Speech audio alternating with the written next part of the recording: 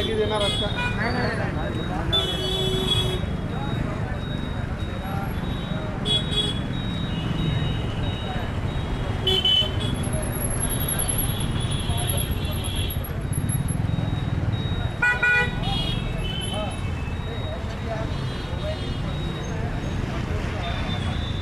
तुमचं काय कारण आहे? मी प्लास्टर ऑफ पॅरिस मूर्तीविरोधी कृती समितीचा संयोजक सुरेश पाठक.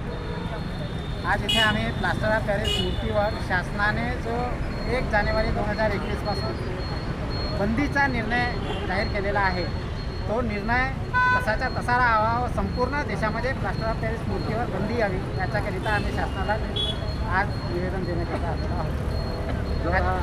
निवेदन दिल्यानंतरही काही झालं नाही तर संघटनासमोर काय झालं? नाही, निवेदन दिल्यानंतर काही झालं नाही हा विषयच नाही आहे. कारण आता शासनाने 1 जानेवारी 2021पासून असं जाहीरच केलेलं आहे की प्लास्टर ऑफ पॅरिस मूर्तीवर बंदी यावी.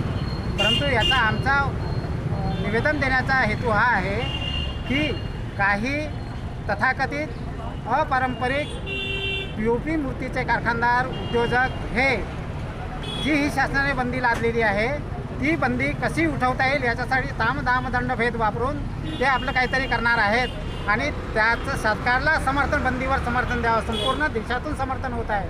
म्हणून आम्ही सरकारने ती बंदी तात्काळ लागू करावी आणि बंदी कायम ठेवावी याच्यासाठी सरकारच्या समर्थनात आम्ही हा निवेदन देत आहोत. किती संघटना एकच सांगू? आम्ही आज जे जिल्हाधिकारी साहेबाच्या माध्यमातून माननीय नरेंद्र मोदी, माननीय श्री जावडेकरजी आणि माननीय महाराष्ट्राचे मुख्यमंत्री श्री उद्धवजी ठाकरे आणि महाराष्ट्राचे पर्यावरण मंत्री आदित्यजी ठाकरे यांना निवेदन देण्यासाठी जवळपास आज 16 संघटना इथे उपस्थित आलेल्या आहेत आणि 16 संघटनापैकी प्रमुख संघटना प्लास्टर ऑफ पॅरिस मूर्तीविरोधी कृती समिती, अखिल भारतीय कुंभार समाज समिती, हलबा समाज मूर्तिकार संघटन, POP विरोधी कृती समिती आणि विश्व हिंदू परिषदेची सामाजिक समरसता मंचसुद्धा याच्यामध्ये सामील आहे.